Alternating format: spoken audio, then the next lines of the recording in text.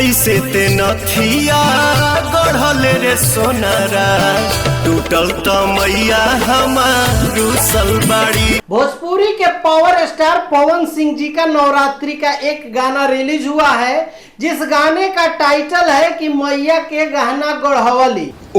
ये गाना जो है बहुत बहुत अच्छा तो नहीं कह सकते, जिस तरह से पवन सिंह के और गाने आते हैं और जिस तरह से भक्ति में पवन सिंह को जाना जाता है, लेकिन कहीं ना कहीं इसका वीडियो जो है अच्छे से शूट किया गया है। इसकी एडिटिंग जो है, एडिटिंग का कमाल हुआ है और जिस तरह से क्राउड में बच्चे को लेकर शूट किया गया है वो बहुत ही बेहतर लग रहा है।